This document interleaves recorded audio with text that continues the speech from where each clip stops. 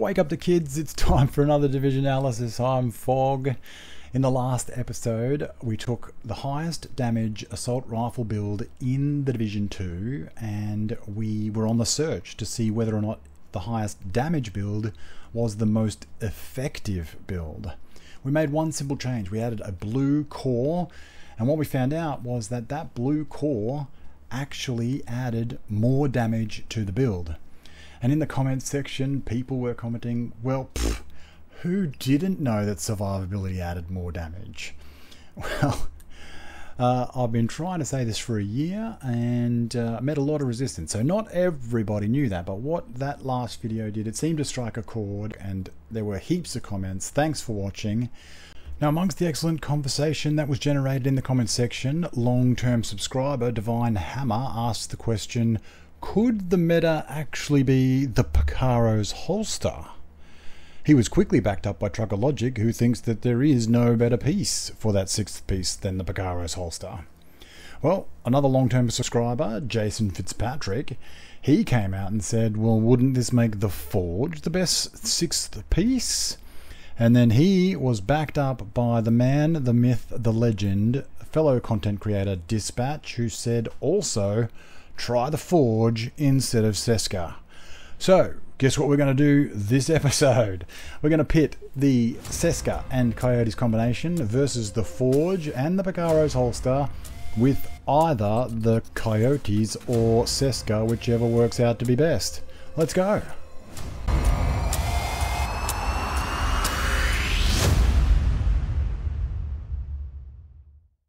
Now, before we get cracking, I've got another shout out to make, and that is to subscriber Gary Shea. He points out in the most polite possible way that I was wrong. He is 100% correct, and I had not realized this before, but our watch gives us 10% total armor. And if you add up the stats from each of our gear pieces, 80k for the mask, 131 for the backpack, so on and so forth, you get a total of 660k in total armor. 10% more gives us our 726k starting point. When you add another 170k or one blue core, you, or the base level, will get taken up to 830k. 110% of that gives us our new total of 913k. It is 10% total armor addition, not just 10% on base, which for some reason in the back of my mind I had without even looking at the numbers. Thank you very much, Gary Shea. And as he points out, that means that every addition of 170k armor or one blue core actually gives us 187,000 in armor. Thank you, Gary. Now, moving on, just a quick recap from the last episode. The all-red build was putting out more damage, resulting in a TTK for enemies that was 0.06 seconds faster than the one blue core build. But with the addition of the blue core, our shield and our armor meant that we lasted 1.2 seconds longer whilst taking damage, allowing us to put out 1.2 seconds more damage in that time. Now that amount of damage amounts to, versus the red build, 20 enemies that red build would need to kill in order to reach the equality produced during that 1.2 seconds.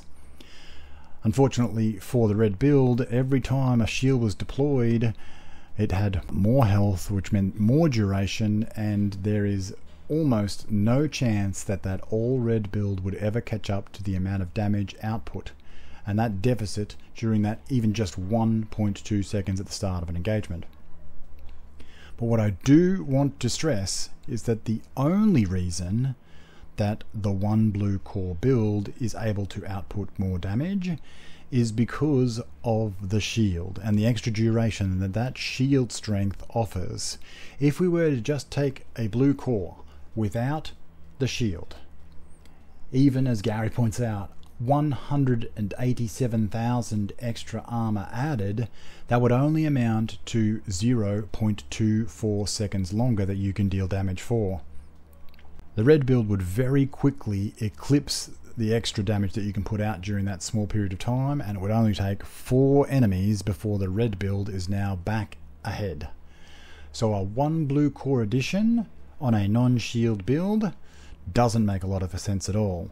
But that's not what we're comparing. We are comparing what we've already established is the best damage talent for our damage build, and that is the addition of a shield. Even if it before the addition of 1 blue core was at 0 tiers, it was still the best addition that you could make to a damage build, and it was so by a considerable margin. Right, let's get back on the hunt for the most effective build, and we're trying to decide, is it the combination of Seska and Coyotes, or is it the Forge or the Picaros and a combination with one of those pieces? So the easiest decision that we're going to have to make, and the quickest way to narrow things down, is what is the better damage piece? Is it Seska or Coyotes? Now together these two pieces are a powerhouse, and we found that the most powerful combination of them was at a ratio of 52% crit chance and 173% crit hit damage. I did that in Coyotes clarification video, and we did that by experimenting with different build setups and with different build pieces. Grupo managed 103.32 average crit hit damage as the highest output that you could muster there, and it was the Seska which won out with a 105.12% average crit hit damage output. But if we're going to replace it with any other piece, we need to work out which of these two pieces are we going to replace. Now both are synergistic and feeding off each other. If we remove the pack instincts buff from Coyotes and just turn this into a generic piece, what we then have is the Seska at 52,173 without any buffs, and that produces an average of 89.96% average crit hit damage. That's quite a fall from our average crit hit damage of 105.12 when both of them combined. Without the buff of the crit chance from Coyotes, the 52,173 setup actually becomes less than optimal, and we can convert the build into a 58,161 setup, and this will produce an average of 93.38% crit hit damage. But what happens if we convert the Seska to a generic piece and combine that with Coyotes? We're losing our 10% crit chance, and we need to work out whether or not it exceeds an average crit hit damage of 93.38%. If it does not, we are sticking with Seska and dropping Coyotes. So before we drop Seska, we're sitting at 52,173. So without Seska and just a generic piece, we're dropping down to 42,173. But there's a number of other configurations that we can try. 48,161, 54,149, or 60% crit chance, 137% crit hit damage. Now if you just did the numbers on these, the average crit hit damage produced by each of these builds is this, and you would assume that the 60%, 137, is going to result in the highest output. But that's not the case. When you add in the 25% crit hit damage buff for 0 to 15 meters, it is still producing the highest amount of damage. But once we jump into adding crit chance, that build configuration loses out on everything that is offered by the 10% crit chance buff from Coyotes, and it suffers more as we go through. So the best combination that we can muster out of all these build combinations is the 48,161 combination. 95.02% average crit hit damage output, exceeding that of the 93.38% offered by dropping the Coyotes and keeping the Seska. So it is the Seska piece that is up for the chopping block.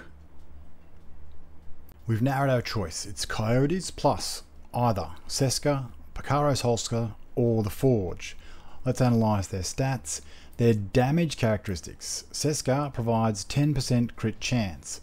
The Picaros Holster gives you a 15% weapon damage core on top of your blue core. but in order to supply that, it loses either 12% crit hit damage or 6% crit chance, and it is exactly the same for the Forge. It retains the weapon damage core using one of its crit hit damage or its crit hit chance attribute slots in order to give us 50% shield health, and that is in comparison to the blue cores providing 40% shield health. And then we also have the brand set bonuses. The 10% crit chance for Seska's already incorporated. We now have the addition of 10% skill haste for the Picaros, or 20% incoming repairs for the Forge. Let's analyse the damage first. We already know that the Seska, providing its 10% crit chance, gives us the optimal build of 52% crit chance and 173 crit hit damage combined with Coyotes. The other two holsters have exactly the same statistics, so we can work those out together. Minus the 10% crit chance that Seska's providing means that we have 42 173 to work from, but then we also are choosing between 6% crit chance or 12% crit hit damage to lose. And so our combination possibilities are 42 161, you can read them there. Those are our ones that we're going to test in combination with Coyotes. When you analyze the data, crit hit chance, crit hit damage, and then the subsequent buffs offered by Coyotes at each of the distance, the average across all of those distances and the best combination is once again a combination that results in the closest to 50% crit chance that we can possibly get. And that's the case pretty much for every single build that ever involves Coyotes. It's in order to take the maximum advantage of the 16 to 25 meter buff. By not taking advantage of it to its fullest extent, you are leaving far too much damage on the table. And here we have 88.38% average crit hit damage for the most optimal build setup with Coyotes, 48 149. And you'll notice that 88.38 is a significant drop from 105.12 on the Seska. The question is the addition of 15% weapon damage for both the Picaro's holster and the Forge enough to make up for the deficit of almost 20% average crit hit damage? So that's every single bullet averaged is now providing 17% less crit hit damage to the build. Is 15% weapon damage enough? We can do a very basic calculation here. Because every other stat is the same, we only need to compare crit hit damage and all weapon damage to work out which one is going to produce more damage. On our 100% base, the Seska has 105% crit hit damage. Those two combined produce 2.05. With the 135% all weapon damage that's now on the build, that produces 2.769 on top of our 2.05, giving us a total of 4.82. The Picaros and the Forge have just 88.38% average crit hit damage, 1.88 being the result, and then their 150% all weapon damage produce a larger percentage boost to damage, but the overall for these two statistics is less than what the 10% crit chance for Seska provides. Just.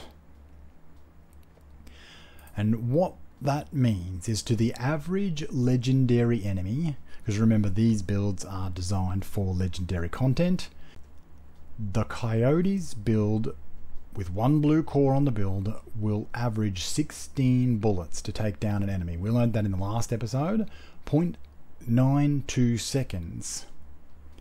The Picaro's holster and the Forge, 17 bullets and 0.98 seconds to take down. So once again we've got a difference of 0.06 seconds or one bullet cycle for the St. Elmo's. So now the Picaros and the Forge are now 2 bullet cycles behind the all-red build that we started with. The question is this 0.06 seconds offset by the other benefits that they bring? Now the shield stats for each one of these pieces look like this. The difference between the Seska and the Picaro's holster is only the cooldown time resulting from the 10% skill haste that Picaro's brings to the party.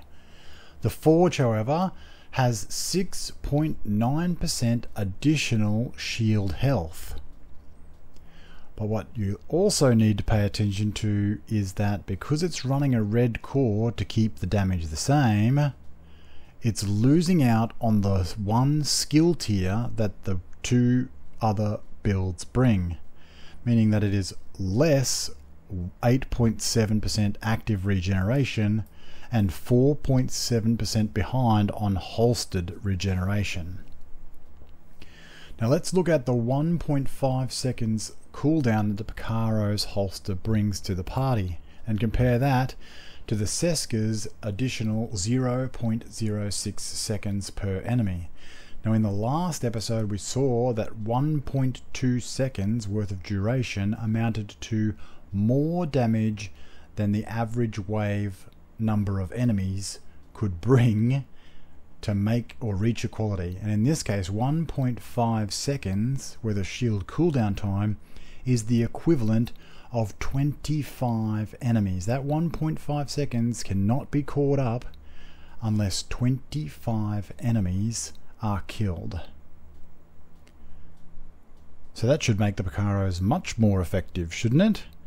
Well, the difference between this scenario and the previous scenario is that the Picaro's 1.5 second difference is only when the shield breaks. And because we can mitigate this through play, this, in my opinion, doesn't count and can't put the Picaros in the most effective build. I'm sorry for those Picaros fans. Unless you believe that your shield breaks more often than once in every 25 enemies. Now for legendary content, that's about 1.5 waves. 1.5 waves, if your shield breaks within that time, the Picaros is the more effective option. The Seska, with exactly the same stats other than that cooldown time, is not going to be able to catch up if your shield breaks once in every 25 enemies.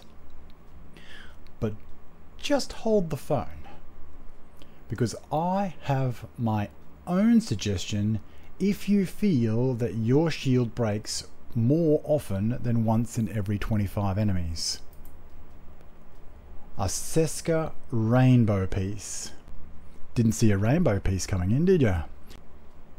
By losing the crit hit damage from the Seska build and replacing that with skill haste, the TTK for the Seska build now equals and is exactly the same as the Picaro's holster. Their damage output is virtually identical. And now the only difference between these two builds now becomes the cooldown time again, except this time the Seska brings 12% skill haste as opposed to the Picaro's 10, and it is now the Seska that is beating the Picaro's holster. But because we can mitigate shield breakage through our own skill level, unfortunately neither of these pieces are going to make it into our most effective build. It's still currently the blue cord Seska piece, and its only competition left is the Forge. Done a bit of analysis in this regard, but when we're receiving damage, because that's the only time that a shield actually matters, but when we're receiving damage in legendary missions, around about 800,000 per second is what we're receiving. The additional 6.9% shield health for the Forge, minus the 8.7% active regeneration, because remember, during the time that it takes for enemies to degrade our shields are actively regenerating. The total time difference between the Seska and the Forge, 2.56 seconds for the Seska, 2.72 seconds for the Forge. So an extra 0.16 seconds of shield survivability, but that's only if you allow the shield to go all the way to breaking point. If that happens, the Forge build has 187,000 less armor, which is a negative 0.233 seconds on your time to die, meaning that the Forge build, if the shield is allowed to break, will actually die 0.07 seconds sooner, despite the advantage in the shield health. Now, if we mitigate, as we've already said we can, any shield breakages, that means that you are in active shield usage all that time, and that is where the Forge suffers an 8.7% active regeneration deficit. And that means that 0.16 seconds advantage quickly degrades in the fact that after 30 seconds worth of active time, where we haven't allowed our shield to break, at that point the Seska shield will actually have more health than the Forge. And it takes a full 45 seconds for the Forge to regenerate whilst it is active and taking no damage. If it is holstered, not taking damage, then it is 3.6 seconds slower at regenerating all the way to full. So only when fights last less than 30 seconds and there's more than a 30-second break between engagements is the Forge extra shield health actually going to provide an advantage. Now there is another factor that we're going to get to in a second, but at this point I'm going to throw Dispatch under the bus and say that it was his idea for a red cord Forge. That way competing on the damage stakes and providing that extra shield survivability. Conversely, Jason Fitzpatrick, he suggested that it should be a blue core on the Forge. Now we're changing out the red core for a blue core and we're losing 15% weapon damage. But that takes the shield health up to almost 2.6 million, and we now have the same stats in regards to regeneration and holstered regeneration. But as far as damage is concerned, this is the equivalent of having our blue core Seska piece and simply adding another blue core to the build. So now we have a 2-tier shield on our Seska build. But what you can see here is that the shield health scales a bit better for the Forge and it results in 14% additional shield health. The deficits for active regeneration and holstered regeneration are still there, a little diminished or a little reduced, as in the gap, because of diminished returns for the Seska piece as it adds more. And now we're left with the question, because the builds have now completely changed, we've added another blue core.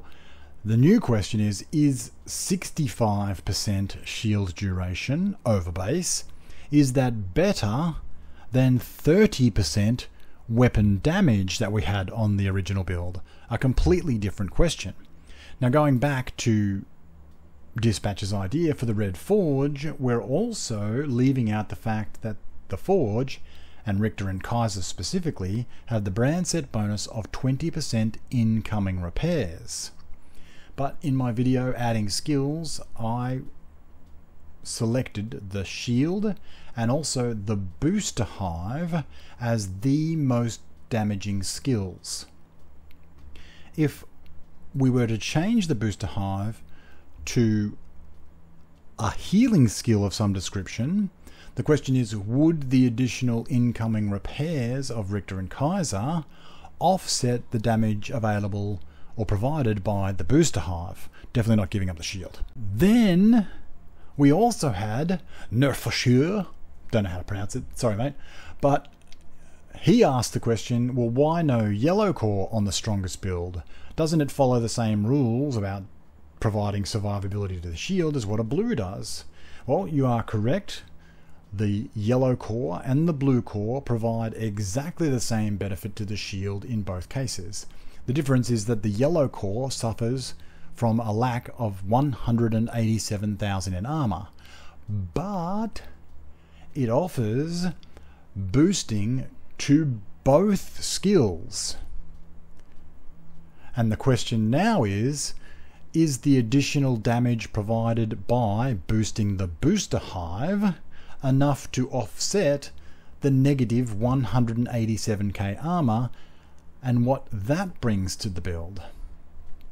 But now, if you're thinking about adding a yellow core, well, we could now look at what a free yellow core might offer and the deficit suffered from losing Gunner and all of the benefits that it brings. Now that you're talking about adding Technician, well, now you can potentially add a different skill, the Artificer, and maybe that is going to provide you with greater shield survivability again, therefore increasing your damage output by even more. And then you could have some great ideas, like some people pointed out in the comments, KD Gaming, well, what happens if I have 6 red cores, a blue and a yellow? And Marfram saying essentially the same thing, what about a backpack that has all cores? Well, my response is the same to everyone. We are just getting started. At this point in time, despite the great comments, the great ideas that have come in so far, it is still the blue core Seska piece addition to our build, combined with Coyotes and the 4-piece striker, that is currently the most effective build available. In the comments, throw your one change. You've seen how complicated it can get with just one change and the potential of adding another. Let's do this piece by piece. What would your one change to this build be to make it more effective? If you haven't already, hit the subscribe, join the journey, join the search. If you like the video, hit the like. Otherwise, I will see you on the next episode in the search for the most effective build.